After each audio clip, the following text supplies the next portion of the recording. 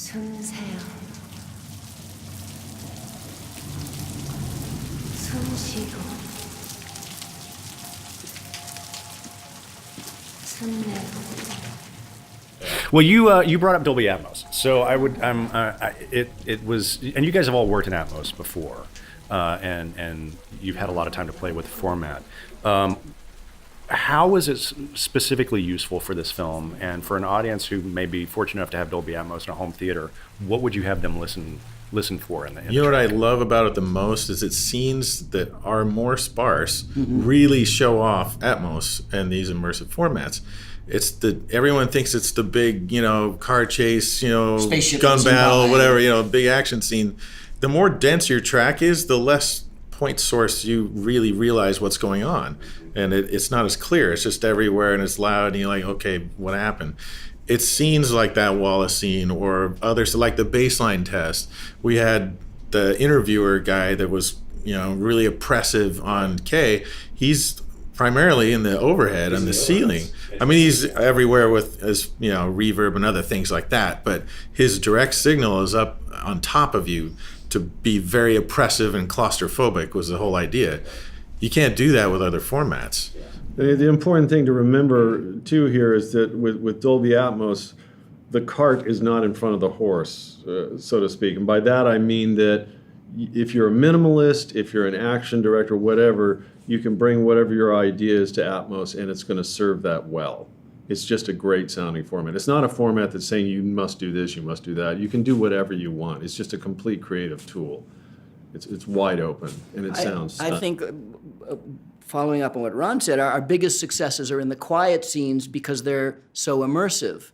And I think there's this psychoacoustic reason why that's valuable. It allows you to create a sonic reality that helps the audience suspend disbelief. The more you can immerse an audience into a sound environment that feels real, without gimmick, the sooner they sign off on what they're seeing. So I think we did much more, especially Doug, in terms of the sound effects of creating environments that enveloped us by using objects and surrounds and overheads to just place you in a reality, never to be gimmicky or to deflect your attention from the front of the screen. I think that's where we were really, an area where we were really when successful. Atmos first came out, because I remember when it first came out, people were getting really confused because they were intellectualizing too much about it. But as soon as you sit down and start using it, it just becomes, if you're an intuitive artist or whatever, it just is obvious. It just works. It's just a beautiful. I think that one of the things that kind of surprised me, and I think surprised a lot of people here at Dolby, you develop these tools and then you unleash them on the world and you put them in the hands of artists. You really never know what's going to happen after that. No, you don't. But one of the things that, I remember it was actually Life of Pi was one of the first mixes that I heard people talk about this, and they said, it was Eugene Garrity that was talking with about it, and he said, we were pretty conservative about it on the sound design and sound effects side, but it was the music department that really immediately understood the possibilities. The composer, very much so. Michael Dana was all over that. We first experimented with it before he showed up, and I had done a pass on the whole film, experimenting, pushing things around. I'm like, oh, this would be cool if we put the choir up behind us, and we put this, and we really spaced it out and did some really cool things with depth, that I was never able to do.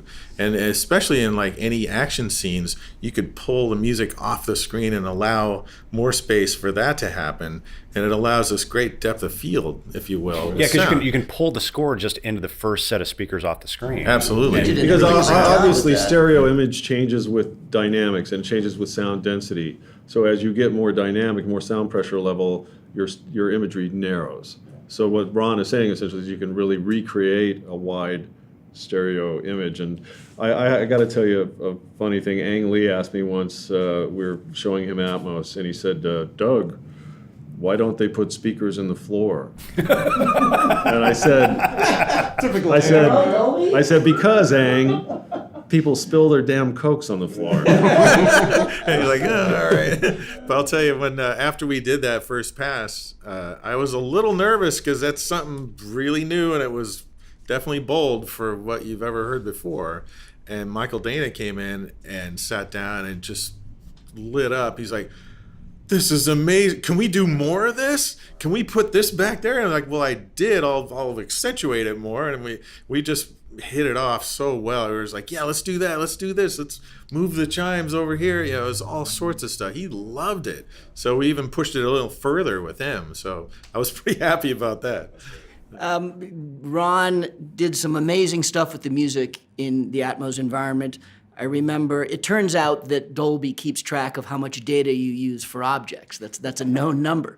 And Of course we do. and I was told by our Dolby rep that our film had used more data than any other film.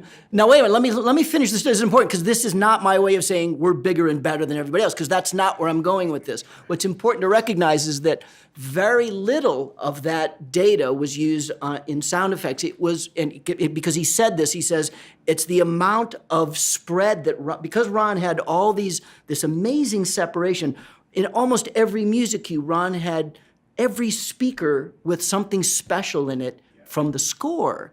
And that's what was enveloping the audience, and I think gave us this incredible sense of immersion without saying, oh, isn't it cool we put the explosion over there or the spinner passed by? Because Denis had actually said to us, I don't like sounds in the surrounds. And we had to be very cautious of that because he's very aware as a filmmaker that the movie's up in front of us. He doesn't want to distract by No, if putting you a have bunch to of stuff. stop and think, I mean, film's happening at 90 feet a minute. If you have to stop and think about why that sound was, you've taken the audience out of the film.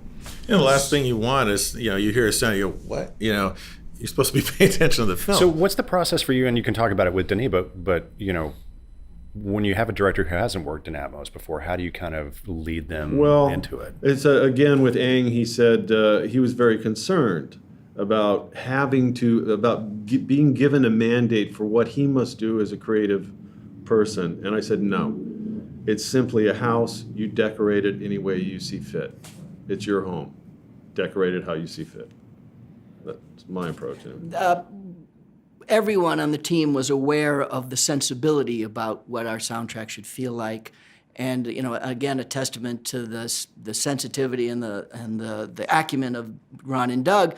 Denis came in for the first playback of Reel 1, as a director will do, and loved everything that he heard. So these guys had intuited very, very profoundly what our mission was and delivered an Atmos mix that was exactly what he wanted.